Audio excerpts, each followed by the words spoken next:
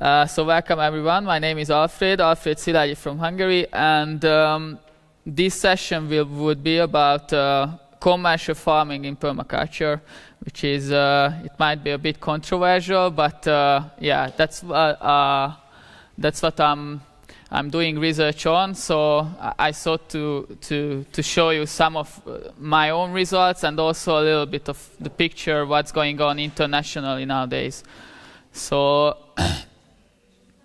But I don't want to make a very official presentation, so my plan is that I have 1 hour and half an hour, hopefully like half an hour would be like presentation, and then it would be really nice to have discussion, because I think that's really crucial for permaculture, for the movement, because we are always talking about food sovereignty, self-sufficiency, and a lot of things like that. And a lot of people in the movement, they are doing it in the practical life, in their own gardens, in their own kitchens and their own homesteads.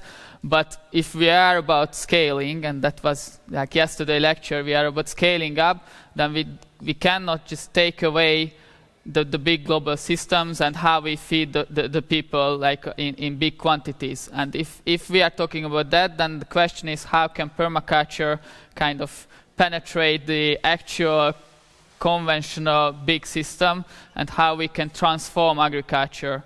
And fortunately, we are not on our own. There are multiple parallel movements and concepts, and that was one of my aims, to a little bit highlight like what other alternatives are there, and etc.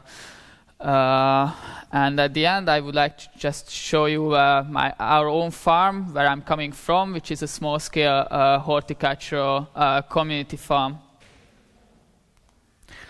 So at the beginning, I wanted to show you like one definition from our elder, Béla Bai. Unfortunately, he is not anymore with us, but in Hungary he is the longest-standing permaculturist, and his definition of permaculture farming was kind of this. Of course, here it reflects the general definition or older definition of permaculture. So, like, we have the elements all connected in a coherent ecological system, and that we have a mutually beneficial network of connections. So interrelations, connections is in the heart of permaculture, and also in the heart of permaculture farming. And he said that we are trying to use species that are useful for the humans, and in this way to reduce all the negative effects of farming. And then a newer version, kind of, that's from French people, French academics. They said that, here is also, I just wanted to highlight, so not reading all of it, but the main focus is on polycultures, all kinds of different polyculture types, and on landscape, that's very important, soil. We had a very nice lecture yesterday about soil, and perennials. That was their kind of, it's not a definition, but a characterization of how permaculture farming should look like. And the most comprehensive, sorry, that's not very good quality, but the most comprehensive conceptualization of what permaculture farming is, that's from Fibrich, Imo Fibrich. He's a German guy, and they set up a system.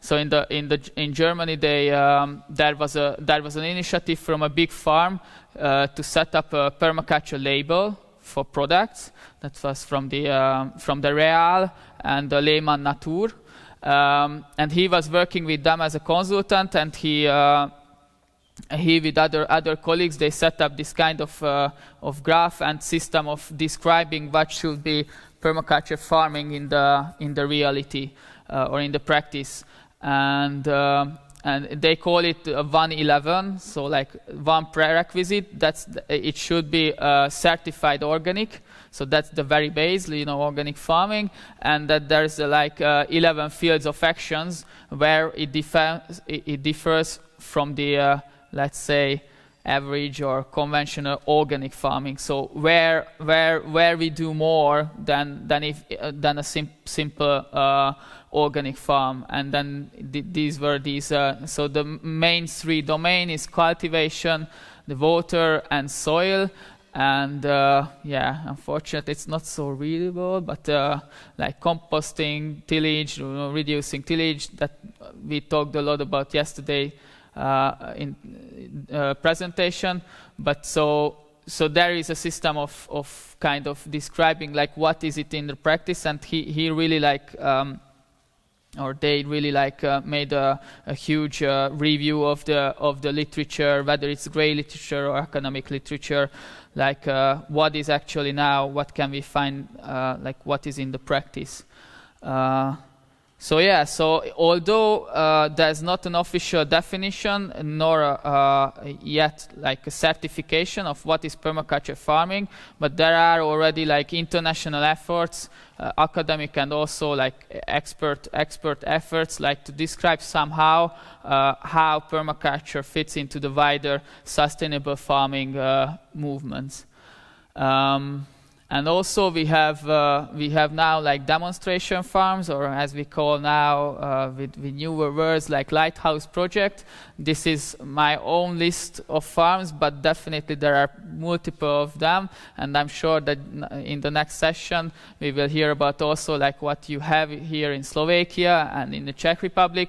But these are somewhat at least the first few ones, those ones which are really frequently cited as one of the best examples how permaculture can be applied in a practical commercial setting, from Austria, France, Sweden, UK, and we have some in Hungary. You can meet also Valahatanya farmer Balázs here. He's here. So yeah.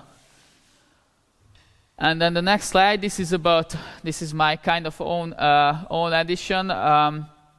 So you can this graph is about the different initiatives, concepts, movements, like in sustainable agriculture, and there are two important models behind. One is about agroecological transition. Probably most of you heard about agroecology, and there is a concept about transition. So we say in agroecology that it's not possible that from one day to the other everything's gonna change, and from a conventional system like global system we're gonna shift on one day to a permaculture, agroecological, whatever, like very sustainable system. That's not gonna happen in one day. It's a transition. And why this is very good, this concept, because everyone can kind of locate themselves where they are as an individual farm and where they want to go. And it's an inclusive model, not an exclusive, like, okay, you are not good enough to be agroecologist or permaculturist, you are not good enough to be regenerative or whatever, but it says that we are in a transition, all of us, we are somewhere here, and yeah, it might be that you are still in the status quo position, a very conventional farm, but if you are in the mindset you are already started this transition, then there is a way to how to get through all these steps to get to a much more diverse and sustainable system.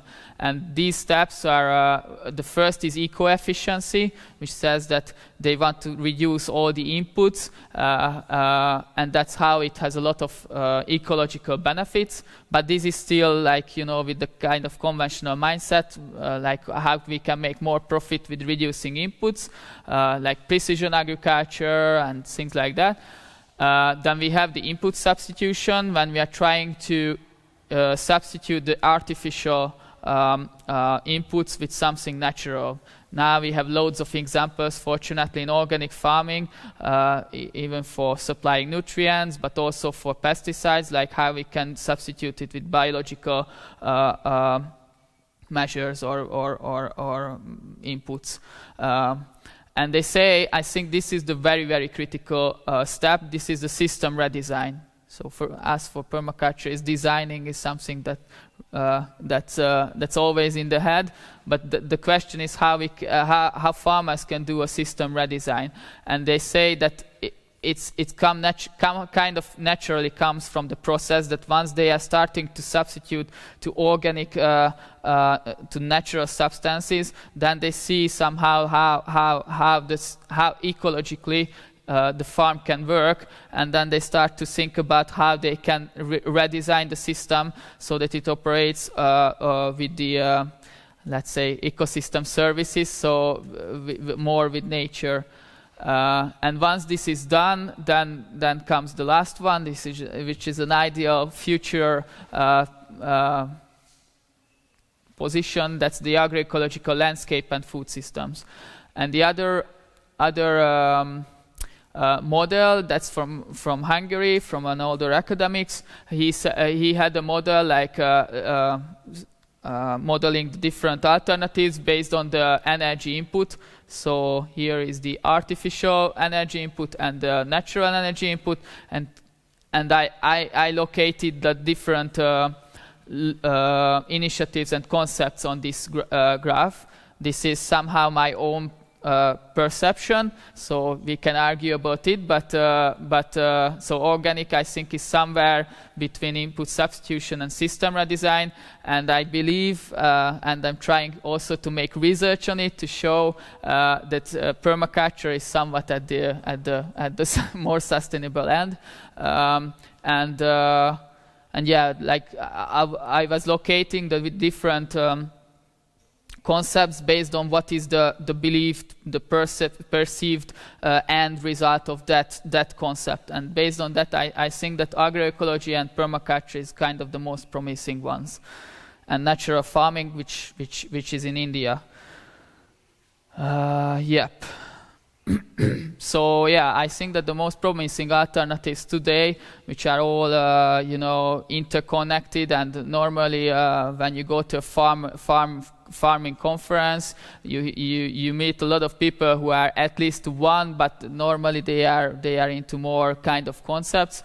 One is the regenerative movement, and I want to highlight there is a subsection, regenerative organic movement, holistic management.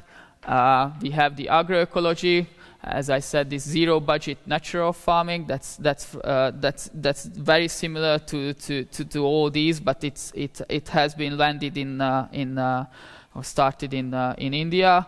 And we have the bio-intensive movement. That's rather for horticulture. That's what I'm into.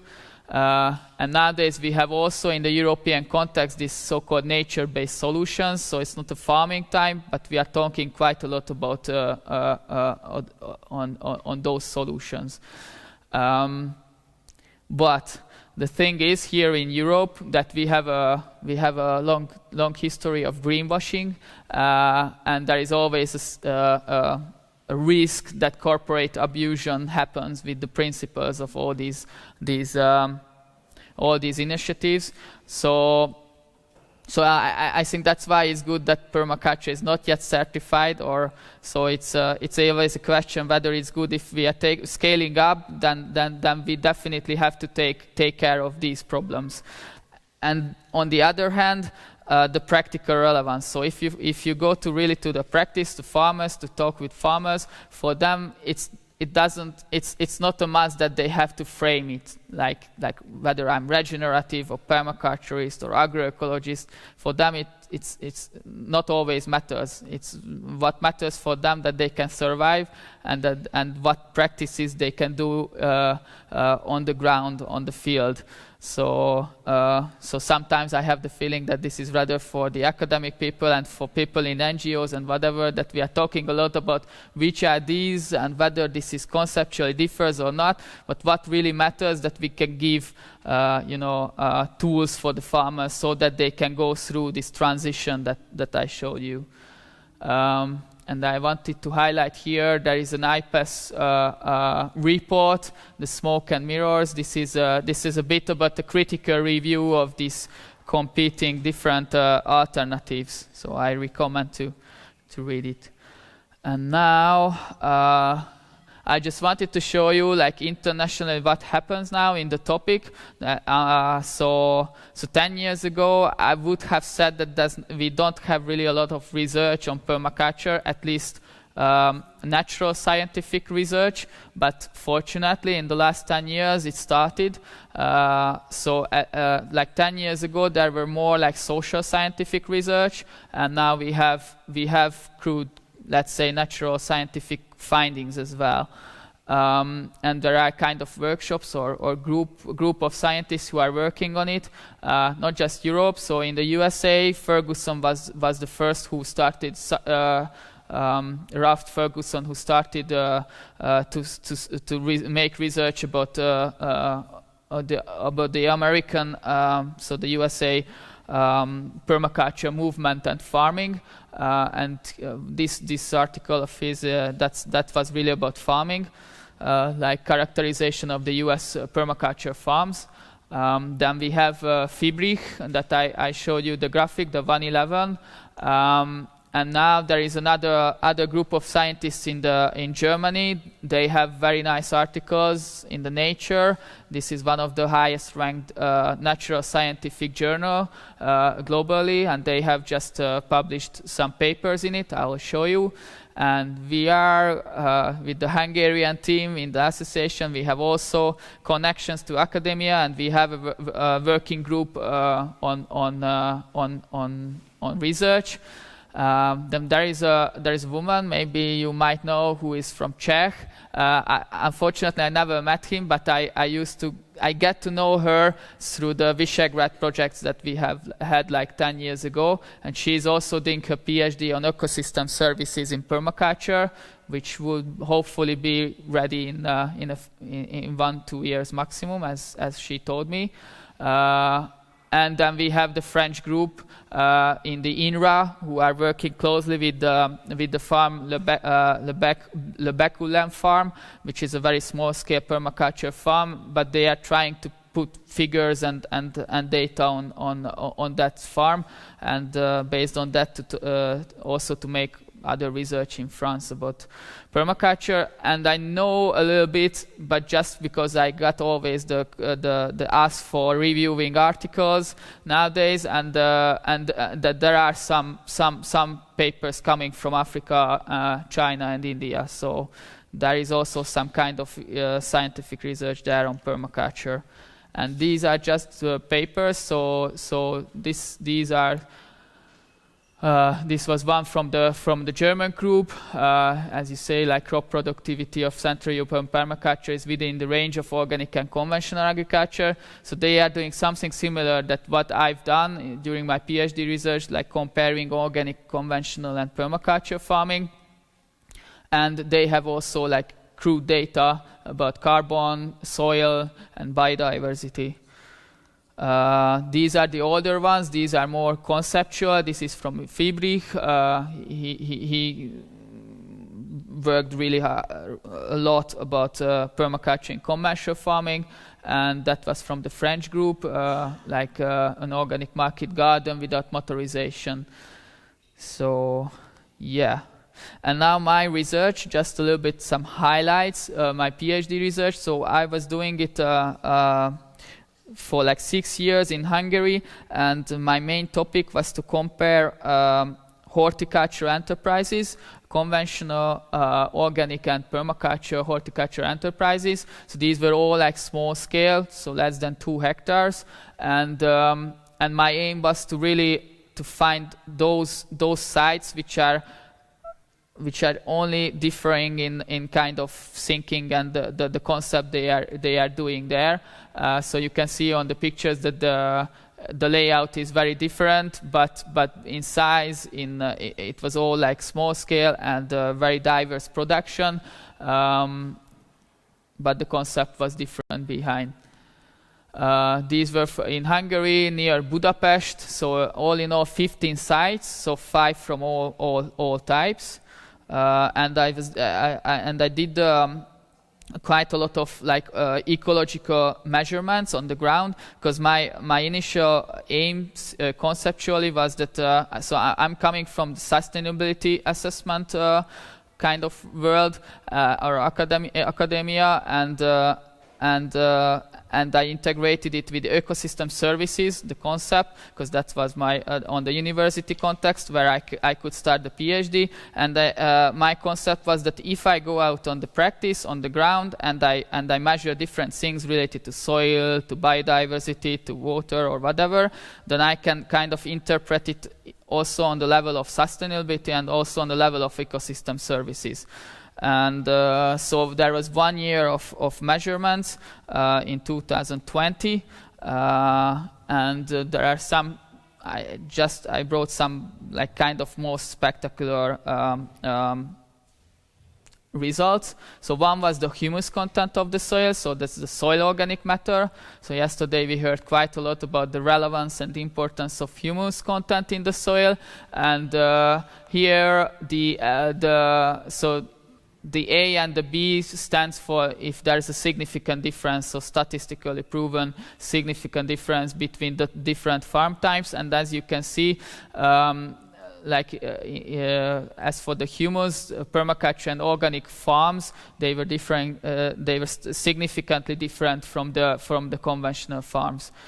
So there were significantly less humus content in the soil of conventional horticultures. And then earthworms, we also heard quite a lot about them.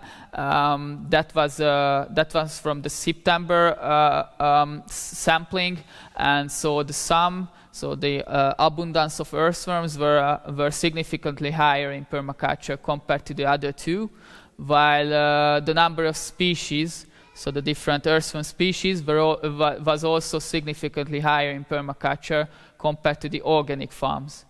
The conventional here was somewhat in between.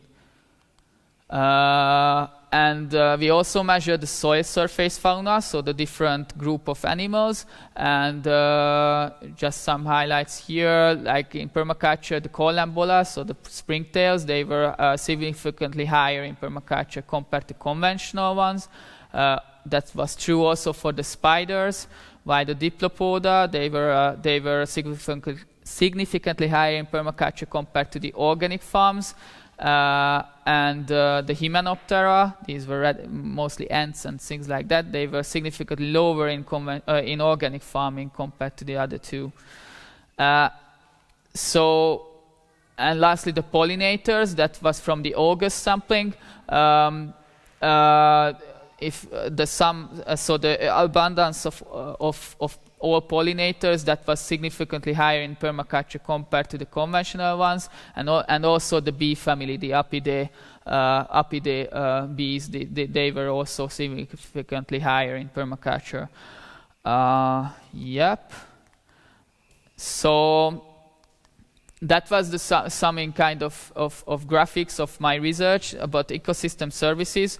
I didn't want to go to details, but what I did is like I had all these ecological measurements on the ground, but I also made interviews with the farmers, mostly to kind of understand the sustainability picture and context of the farms.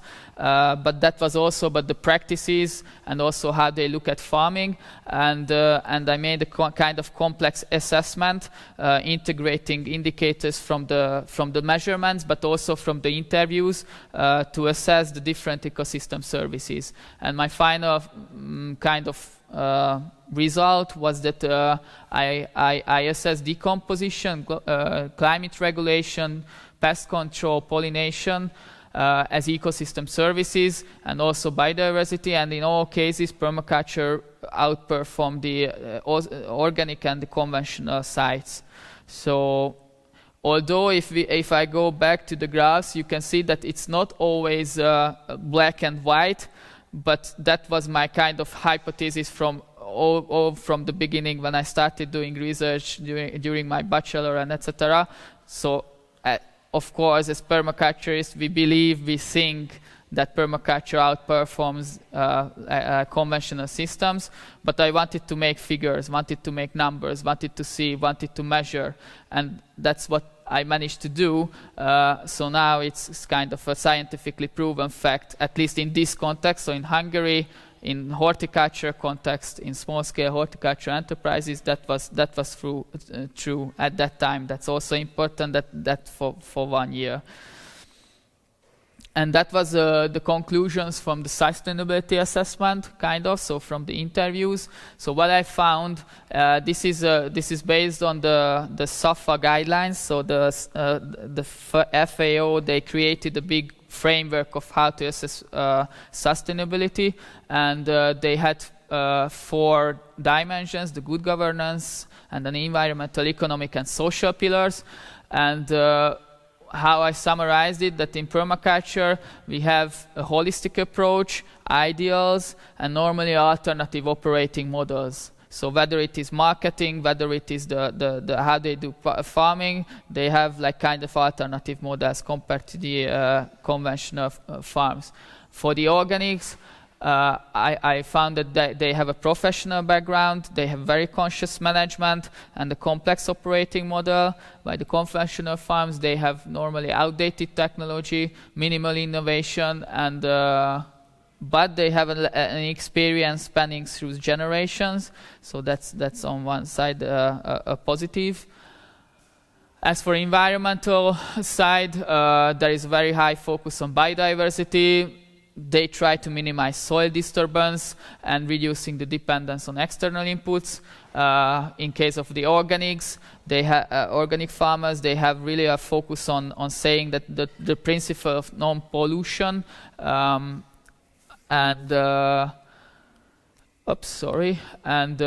but there is a high involvement of external inputs, even though if it's organic. And then in case of conventional, of course, they use the fertilizers, pesticides, and there is also a dependency on external inputs. As for economic resilience, and that's a very interesting topic.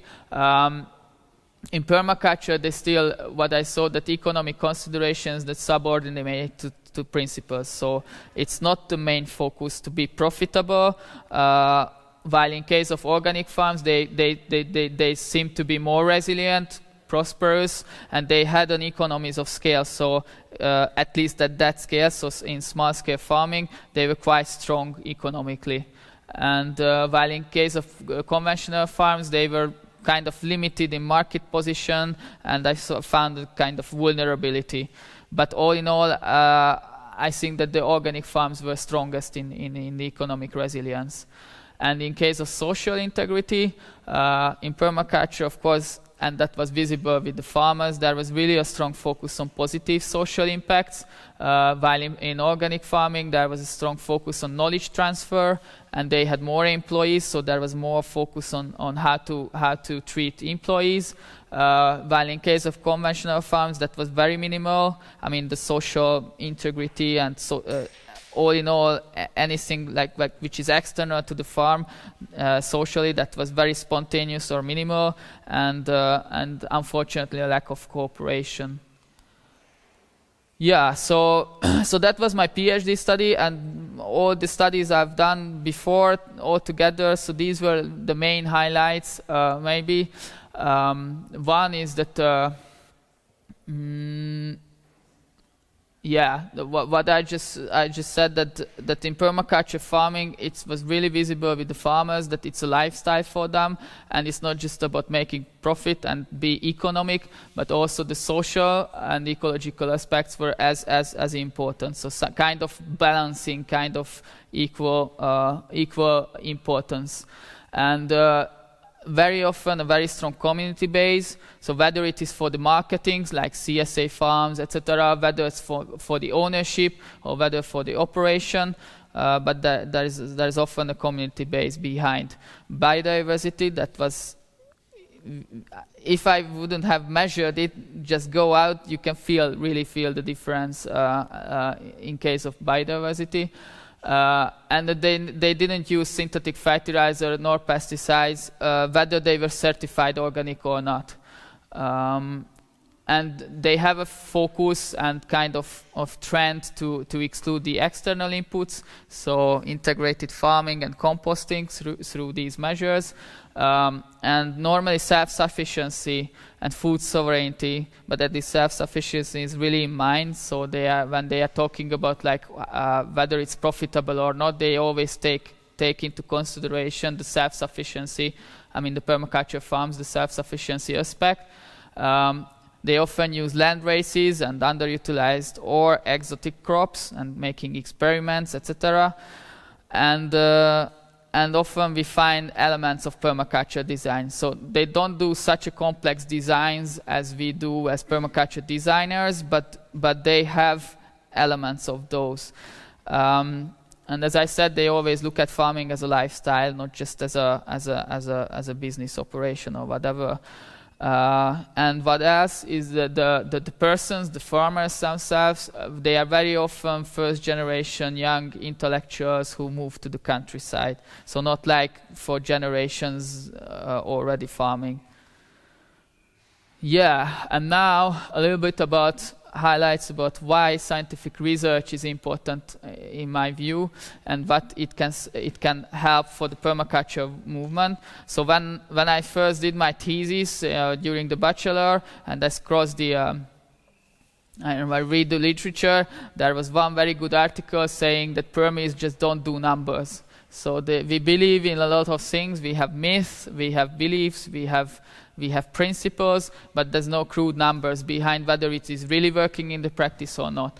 And as I told you and I showed you, now we have a bit more developed on that side. So from the beginning, my consideration was to kind of break this sentence. So now we have some numbers. And why is it important? Because we are a little bit always, how someone says in the discussion yesterday said that we are in a bubble.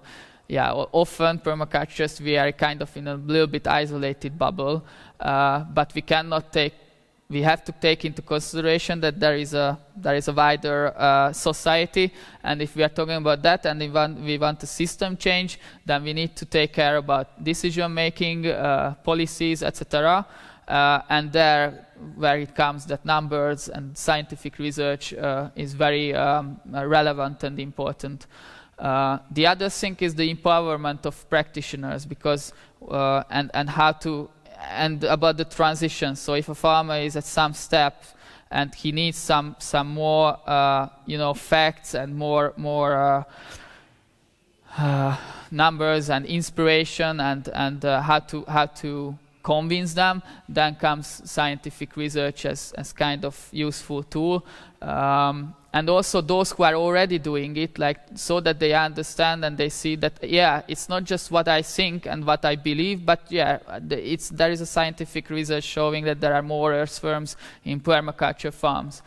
And myth and knowledge, we have a lot of beliefs, but I think that our task, we have a load of tasks, of course, but one is that we have to kind of prove it and make it to a practical knowledge.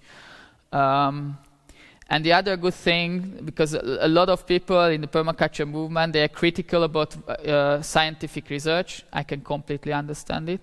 But the good news is that nowadays in academia there is also a strong shift from the, let's say, conventional academic tools and methodologies. So now, just as my research was, there are very good examples of holistic, interdisciplinary and participatory research, where it's not just about a scientific person goes out and they say, this is what you have to do, I measure it, and then I wrote a paper and then that's it. But it's rather about a much more involving process with participatory methods, and there is a very good combination of natural and social scientific methods. So now we have much more tools, and this is much more accepted in the academic world now to make such a complex research. So that's possible to somehow, because in the 20 years ago, the problem was that we didn't have very good scientific methods how to grasp such a complex thing as permaculture. But now we have progress on that. Yeah, well, the education, that's for sure. And here comes the academic education. So on universities, there was some talking about that related to agroforestry. Unfortunately, permaculture is much more into academic education, not just in Hungary, but I suppose it in all countries. And finally, you know, science is also but kind of you can enjoy it, you can make it fun, and you can also, how to say, it's a good play. It can be a good play. So now we have very good citizen science tools, as Vitka showed us yesterday with the underwear. So we don't have to always consider it as a very, very high academic thing, like, okay, numbers, figures, etc. But it's rather about testing, experimenting, and in this way improving and innovating. And this is where comes permaculture design, you know, and we have so when we make a good design, then there are always feedbacks and loops, and that's where comes science and this process of testing and innovation. So I think these are all different aspects how scientific research can support permaculture movement, and vice versa. So I always have, so also what I did in the practice, like in the project, in the research project, what I saw that normally farmers are very isolated. So they are doing themselves in their everyday life, and they don't really have time to network, to connect to people. And permaculture, but that's true also for the academic people often, that they are in a very, very scattered position and limited position in their academic position. And as a permaculture movement, I think what we have to do is kind of connecting all these people together. And because for the people in science, they also often they need help, you know, like where they can make tests, where they can make research. And I think as a movement, we have to. It's our task, everyone's task, to have these connections. And now I was talking as a since as a scientist, now I was talking as a kind of NGO people, and now I'm going to talk a little bit about as a farmer. So just some highlights from our farm. This is Pallagvölgyi Organic Garden. So anytime you cross Hungary, you're welcome to visit. So we started it in 21. That was our first season. It's a CSA farm, and we have some design between. We had two main focus. One, agronomic design, like how we're gonna do farming, and the other thing was the enterprise, the functioning, the people side, like how we want to operate. And that was really like community based. So there are 4 people who we established the farm, and there is a common responsibility and kind of level of decision making. And we have a kind of holistic approach to farming. So I always say that basically a farmer, if he's really or she is really good of like ecologically how they want to perceive farming, then it's basically it's an ecosystem management. It's not farming. It's not like the traditional way of thinking, like I have the soil, I put the things in, and I take out the result, the yield. But it's rather an ecosystem management, like how I manage ecosystem so that I have the result, the yield from it. Of course, we have a strong base of ethics, but I think I don't have to elaborate that here. But what is important in our case is the social integration. So we work very closely with the local government and also with the local community, but also with the national NGO network, so with the Permaculture Association, but also with Agroecology Network, etc. And ecological functions are quite important in our case, mostly the soil, but also biodiversity. So we are a bird-friendly demonstration site, and also we have strong focus on agrobiodiversity. And related to practices, we have biointensive beds, kind of regenerative soil management. We have some deep mulch parcels. We have also animals, a flock of 250 chicken, and yeah. I forgot to translate, sorry. This is like territorial integrity, like how and how we position in the landscape. That's also, even though we are small, but we are in the middle of the village, so we have to also to take care of that. This is one layout, sorry, like how the farm is, like the different parcels, and yeah, just to show you that we have maps like that. And what is important, that we had a community project, like a permaculture design project, that was 2 years ago. So here is the horticultural farm itself, and then to the next land we made a common, like a community permaculture design process that was for like three months, and we also started to do the implementation. So this is the farm itself. Which is hopefully still there. I'm here, but now we have a bigger tunnel as well. And here is the. So this is just started like 2 years ago. The implementation of it's going to be a multifunctional forest garden.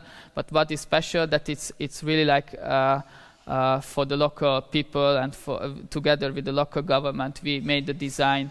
And we have swales and fruit trees already planted, and chicken and goats and etc. And yeah, there's still time for questions. So yeah, thank you for your attention.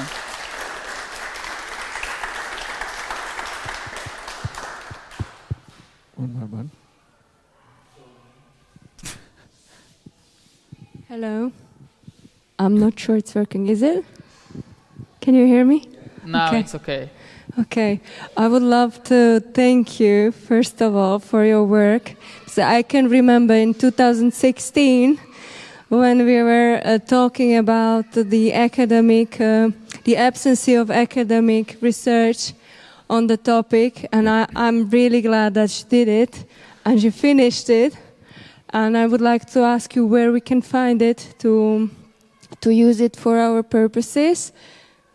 That's my first question. Yeah, so results. I have some papers already published, but that's not about the main results. That's rather about the sub-results, like for earthworms and etc. But in Hungary, so everyone who holds a PhD, their thesis is openly available, and there is an English summary of it. It's like 30 pages, so I'm happy to share the link for that, and you can download it. And yeah, it contains the main results and methodological description, etc. Yeah, we would love to, and please keep in touch to if it's going to be published. We would like to use these materials one The German day. guys already did it, fortunately, and so yeah, next time. Yeah, they were the first, fortunately. So yeah, I'm planning to do some papers. And my other question is rather like personal. How can you cope? You were talking about these bubbles, you know, about the scientific, academic bubble, the bubble of agriculturals and growers. How can you cope now? Like, there's a lot of work, I guess, on your farm. How can you implant that into your life to not get mad, you know? Yeah, a bit of... Thank you. What is schizophrenia, az hogy van? Angolul. Yeah, you know, I always say that for me, one of the most core permaculture principles is integrate rather than segregate. So this is how I can survive. Like I always trying to connect everything, and this is how I can do it. So for example, about the PhD research, for me it was very, very good because I went to a lot of farms, you know, making interviews, doing the research, and in the meantime I saw so much examples, good examples, and then I could feed this into the process when we set up our farms. So kind of it's all interconnected, and now we are kind of a research demonstration site as well. So now I can make some research on my own farm, which is always easier than going around.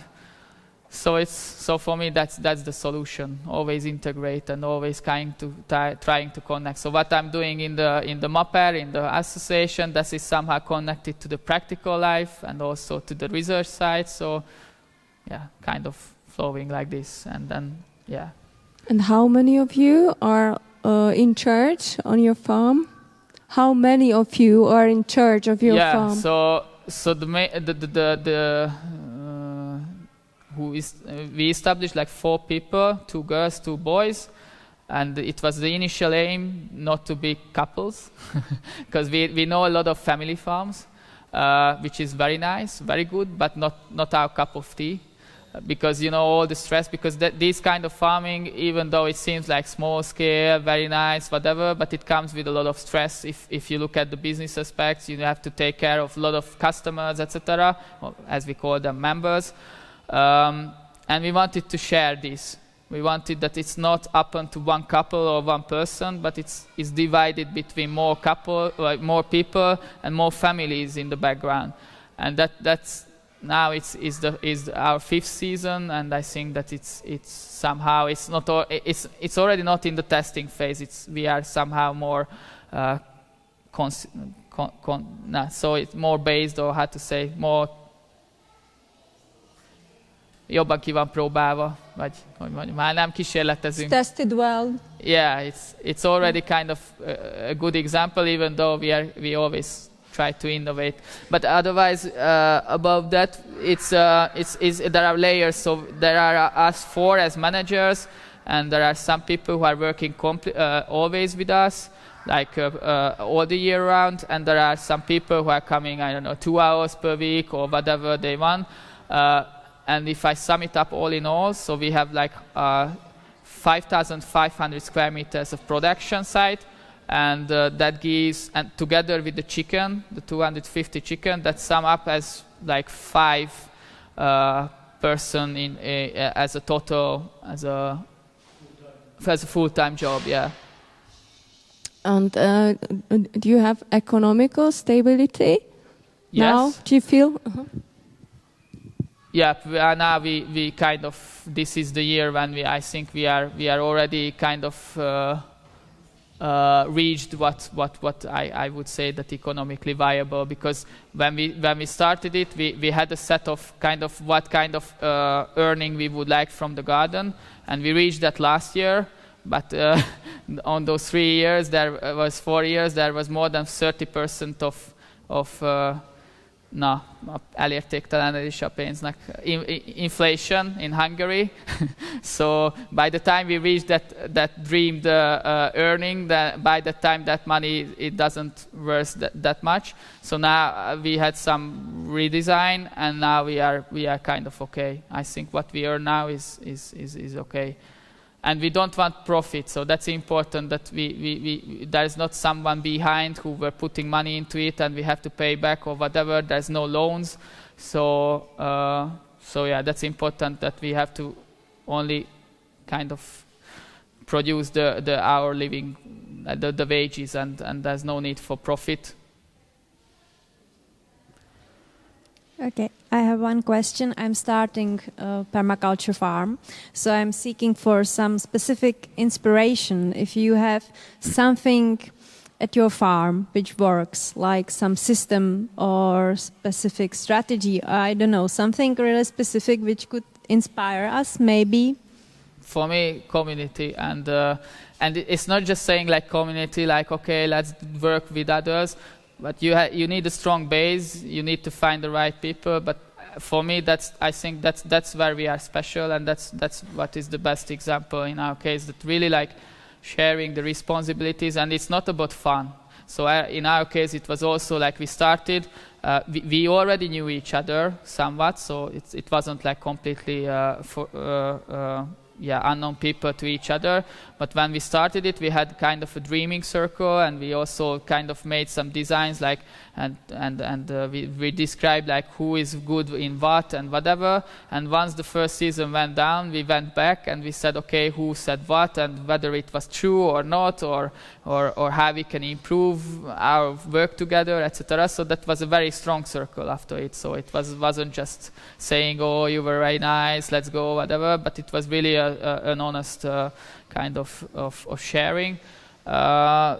But after, it's a little bit like couples, like after 2-3 years, that if you can stick together and work together, then now it's much more relaxed, because all of us have small kids, so now a discussion like that goes like a lot of small kids around and a beer and whatever, and but the initial phase was quite strong, and that's what I really recommend. Not do it on your own, because it's very hard.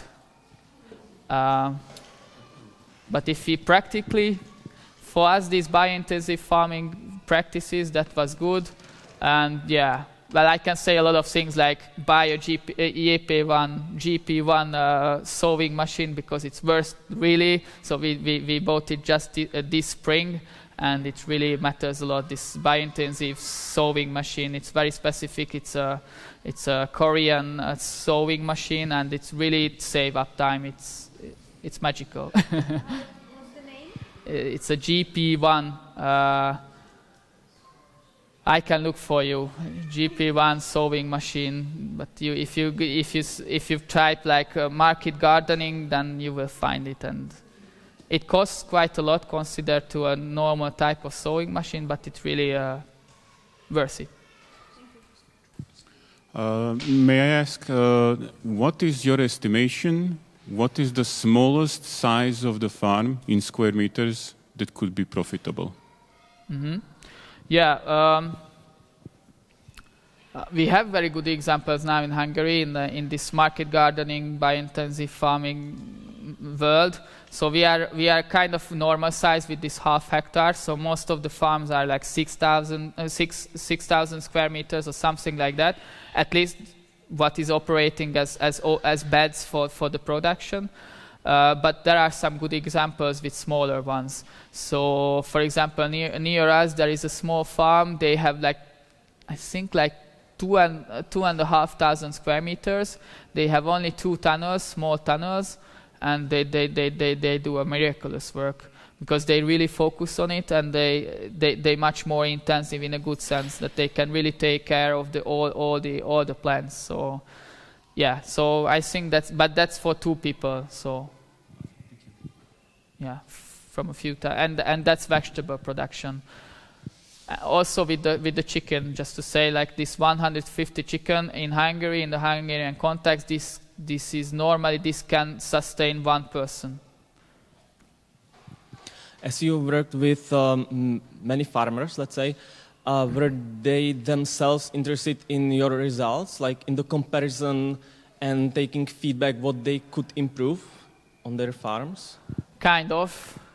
I was not strong enough on that, but I tried at least. That means that when the selection was done, that was mainly done through when we are in the next session, we are going to talk about the map. And that time, the permaculture farms, they were part of the map. So that was kind of but to be honest, I was behind the map as well. So that was a bit like, kind of own listing. And that's a good question. I mean, between the organic and permaculture farms, if you go to a practice, then there is a kind of, it's not easy to separate. Because they are overlapping. So there are some farms in my sites which were organic, so I put them in the organic, but they really did a lot. So for the ecological impacts as well, and they really have a strong focus in it. And on the other hand, I had also one permaculture site which was really strong also economically, and they were such a scale as the organic farms, or so intensive. So and for me now, it's interesting, like after 5 years of farming, for me, permaculture is not really about practices. It's not really about how I'm doing the beds or whether I'm doing mulching or whatever. It's much more complex. It's rather about how we integrate to the actual context, like the conventional context, rather that's farming, rather that's the marketing. So how we can survive, how we can thrive, and how we can improve, and how we can develop in a system like in the global system that we have. So because you cannot just take away that finally you are always competing either with conventional stuff in the shop or either with let's say I call conventional organic farms, which are like, very big organic farms who are working with organic things, but still with the similar mindset as the conventional ones. It's like huge, greenhouses in Spain and whatever, and you are competing a little bit with them. So, and this is what for me permaculture is, like how you can integrate socially so that you can thrive in this context. Yeah, and one more question, maybe a bit more generic. When talking about farming from the point of the farmers and thinking about surviving, did you or do you know any other research attempting to compare yields between permaculture farms, ecological farms, and conventional farms? Yeah, I did not do that, but this article, they did it. Sorry, I'm going back. So the crop productivity. So there are people who are looking at it. And also the French guys, they were looking at it. So yeah, there are some figures which are promising. But yeah, I don't want to take out from here that at least in the French case, they're a really nice farm, but the site that they had the research on, that's a biointensive part of the farm. So in our case as well, so these horticulture farms normally they are using the biointensive methods, but well, it depends how you apply it, because you can do biointensive farming in a way that you only produce 5 types of salads for restaurants, and then nothing else. You take care of the soil, but it's still not. I think it's not good so much. And you can also do it biointensive farming in a much more complex way.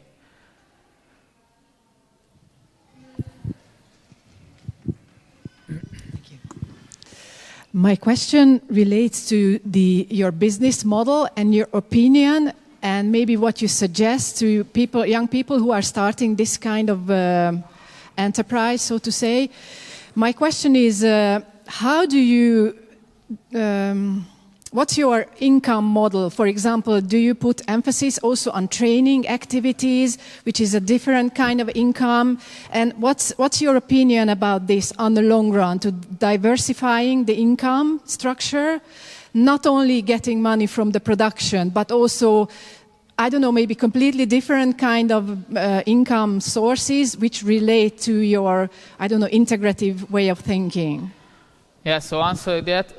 Already from the beginning, we had in mind that from 4 of us, at least two of us is like, we don't want to do only farming, so research and education and things like that. That also kind of interesting for us. So from the beginning, we have ideas and dreams and so that okay, we do farming, and then what else we can do. But since now. It's always there, so we have now some research going on the farm, for example, with the ÖMKI, with the Organic Research Institute. We have some education, like the PDC, the association PDC, we host 1 weekend, so that happens. But from the beginning, we had a very strong consideration that on the first stage, we want to be a real farm, who is really living off what we are producing. Because there are so many examples internationally where a farm which were operating as a commercial farm, they started to do demonstration, education, etc. And then somehow they shifted and then ended up like a demonstration farm without real production. And that's okay, that's fair enough for me that's fine, but it's not my cup of tea. So what I want to do is that if someone comes to our farm, we can really show that in the practice we do some, so how we do the commercial farming, and then this is only added layers, education, research, or whatever other things. We have a little bit of income, but from these things, but to understand it or to show you, it's less than 5% of the annual income, or turnover, or how to. May I ask you what kind of model do you have when it comes to customers? Are you part of CSA or CSA model? Thank you. It's a community supported agriculture scheme, and I really recommend to use that. And it's interesting that in Hungary now it's really like boosting. Like there are more than 30 farms which are operating with CSA model, and there was one big jump 2 years ago when like there was a course by one NGO, and that time we were like 15, 20, and then after 1 year, like 10 newcomers came, and there was a little bit of, what will happen now, because of course these are all like located around the bigger cities, but it's okay, so everyone can still operate. And so if someone stops now in Hungary, the CSA model, it's not because of they cannot find members, or so it's rather what burnout or whatever.